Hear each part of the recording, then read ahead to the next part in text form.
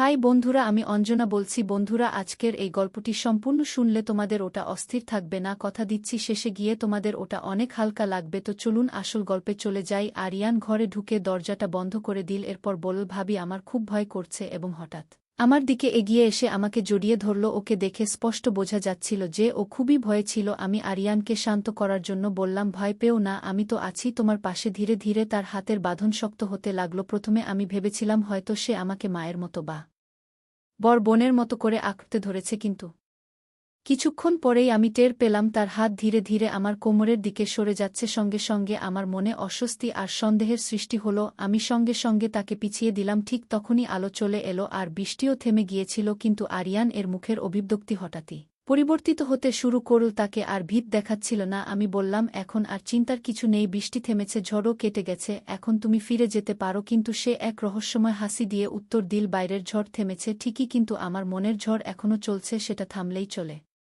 যাব তার। এমন কথা শুনে আমি অবাক হয়ে গেলাম। তাকে দেখে মনে হচ্ছিল সে আর ছোট নেই। তার চোখের চাহনি এবং কথা বলার ভঙ্গি একদম পরিণত মানুষের মতো হয়ে গেছে। তারপর সে আরও আমার দিকে এগিয়ে এলো। তারপর সে আমাকে, বন্ধুরা আজকের গল্পটা অনেক বেশি স্পেশাল, তাই কেউ মিস করো না। আর দয়া করে গল্পগুলো ভালো লাগলে ভিডিওটি লাইক, শেয়ার এবং চ্যানেলটি সাবস্ক্রাইবই করো প্লিজ। আমার বিয়ের মাত্র 2 দিন পেরিয়েছে, তখন আমার শাশুড়ি আমার সবচেয়ে ছোট দেবরকে আমার ঘরে নিয়ে এলেন। এক 6 বছরের ছেলে। আরিয়ান কিছুটা লজ্জিত মুখে শাশুড়ির পাশে দাঁড়িয়েছিল।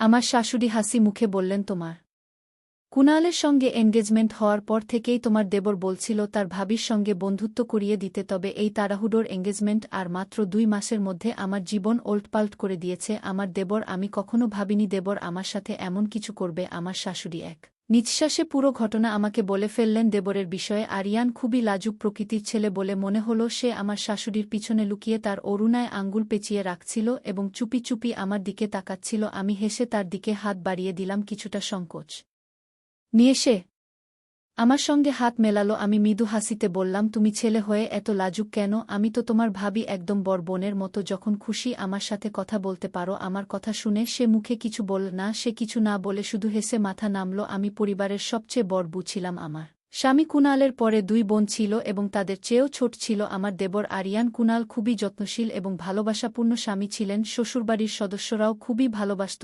আরিয়ানের দিকে। প্রথম হাত বাড়িয়েছিলাম আমি, যদিও তার বয়স 6 বছর। তার শারীরিক গঠন এবং উচ্চতার কারণে তাকে বর দেখাতো। সে দেখতেও অনেক সুন্দর ছিল। সন্ধ্যায় আমি প্রায়ই তার ঘরে যেতাম আর আমরা বিভিন্ন বিষয়ে আলাপ করতাম। খুব দ্রুতই সে আমার সঙ্গে মিশে গিয়েছিল এবং সে নির্দ্বিধায় আমার ঘরে আসত। আমরা অনেক গল্প করতাম। একদিন আমি আরিয়ানের ঘরে গেলাম, দেখলাম সে টিভি দেখছে। আমাকে দেখে সে তৎক্ষণাৎ চ্যানেল বদলে ফেল এবং কিছুটা বিচলিত হয়ে পড়ল।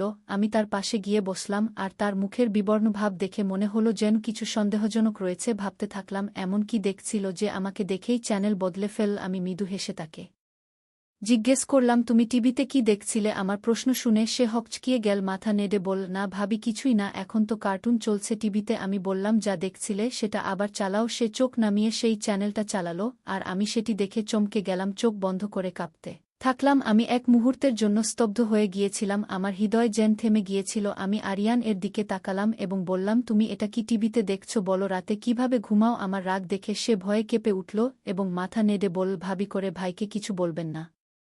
আমি তাকে একটু বকুনি দিয়ে বললাম, এমন ভৌতিক জিনিস দেখে কিভাবে ঘুমাতে যাও? এত ভয়ের জিনিস কিভাবে সহ্য করো? সে আসলে একটি ভৌতিক সিনেমা দেখছিল, যা দেখে আমি নিজেও কিছুটা ভয় পেয়ে গিয়েছিলাম। সে সাথে সাথে ক্ষমা চেয়ে বলল, আর কখনো দেখব না। আমার শ্বশুরবাড়ি আমার কাছে সত্যিই খুব ভালো লেগেছিল। আমার নন্দরাও আমাকে খুব ভালোবাসত আর আমি নিজেকে খুবই সৌভাগ্যবান ভাবতে শুরু করেছিলাম। কিন্তু তখন আমি জানতাম না যে এইসব সুখ বেশিদিনের জন্য থাকবে না। আমার জীবনে এমন কিছু আসতে চলেছে যা একজন নারীকে কাঁপিয়ে তুলতে পারে। এমন পরিস্থিতিতে পড়তে যাচ্ছি যা মনের গভীরে প্রচণ্ড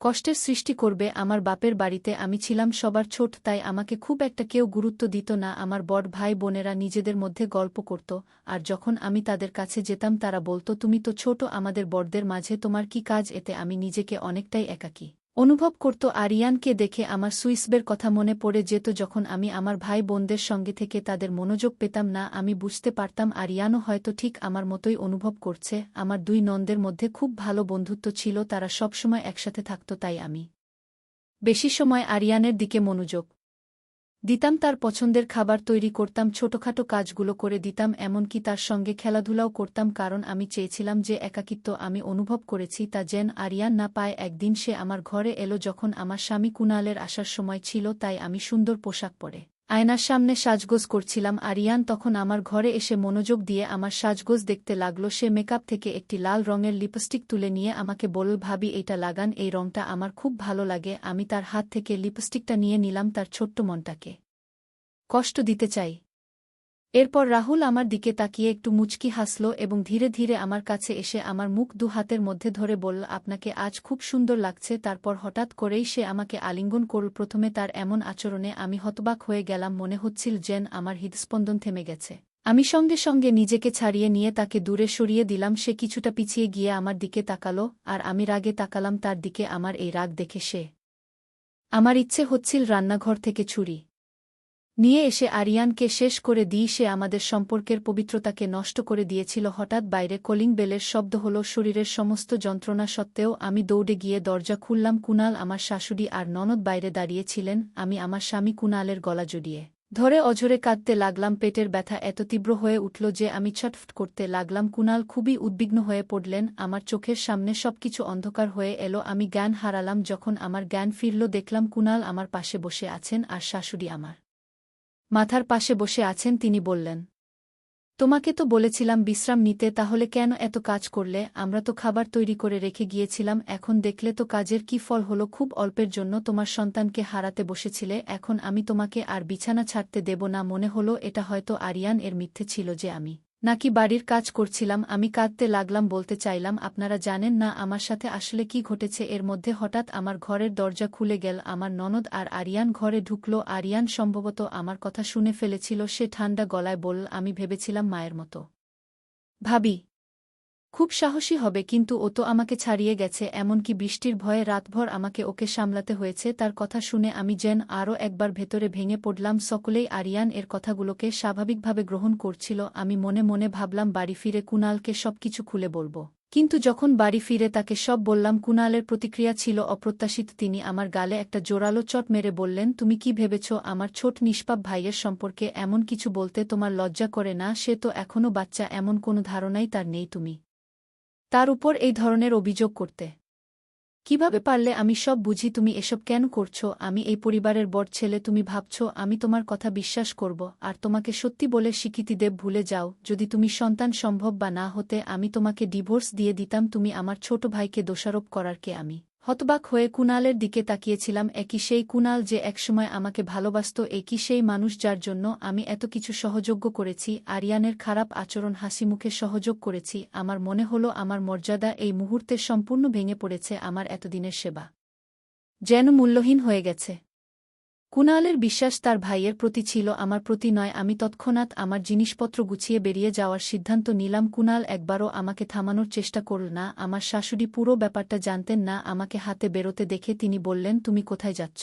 আমার শাশুড়ি বললেন, কোথায় যাচ্ছ? আমি কোনো উত্তর দিলাম না। কুনাল বলল, যেতে দাও ওকে, এর মাথা ঠিক নেই। মায়ের বাড়ি গিয়ে বোধহয় বুদ্ধি ঠিক হবে। আমি নীরবে বাড়ি থেকে বেরিয়ে এলাম। এটা কোনো সাধারণ স্বামী স্ত্রীর ঝগড়া ছিল না যা আমি উপেক্ষা করতে পারতাম। আমি রিক্সা নিয়ে সোজা আমার মায়ের বাড়ি চলে গেলাম। মাকে সবকিছু খুলে বললাম। মা হতবাক হয়ে বললেন, তুমি তো শিক্ষিতা, তবুও এমন বোকামি করেছ। শুরু থেকেই তোমার কঠোর হতে হতো, তা না হলে এই সমস্যাগুলো হতো না। তুমি যদি আগে এসব বলতে, আমি তোমাকে বুঝিয়ে দিতাম কিভাবে থাকতে হয়। তুমি নিজের ঘরটাই নষ্ট করেছ। নিজের শ্বশুরবাড়ির লোকদের খুশি করার চেষ্টা করতে গিয়ে দেবরের সব অপমান সহ্য করেছ। মা খুব চিন্তিত হয়ে পড়েছিলেন। কিন্তু আমার কি দোষ ছিল? আমি তো কুনালকে বলেছিলাম, আমার শাশুড়িকেও বলেছি, কিন্তু তারা গুরুত্ব দেননি। তাদের উচিত ছিল নিজের ছেলেকে বোঝানো যে দেবর ভাবির মধ্যে একটা সীমা থাকে। একদিন আমি একটি অপরিচিত নম্বর থেকে ফোন পেলাম। ফোন তুলতেই আমি সেই কণ্ঠ চিনতে পারলাম। এটা আরিয়ান এই ছিল। সে বলল, ভালোবাসার ভুলে গেছি। তুমি যা বলেছিলে তা ভুল ছিল। আমি বুঝতে পেরেছি। এখন তোমাকে আর কখনো সমস্যায় ফেলব না। আমার বন্ধুরা ভালো ছিল না, ওরা আমাকে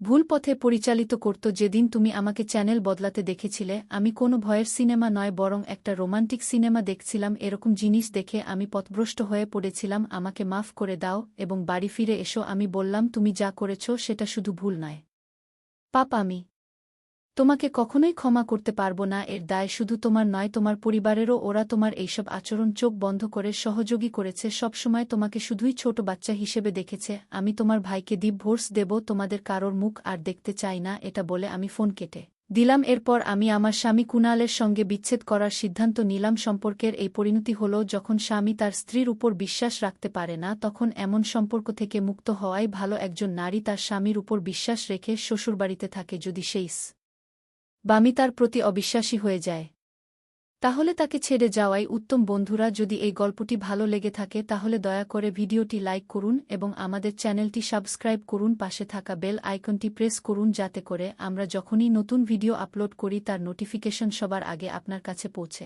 যায়। ধন্যবাদ, দেখা হবে আমাদের পরবর্তী ভিডিওতে।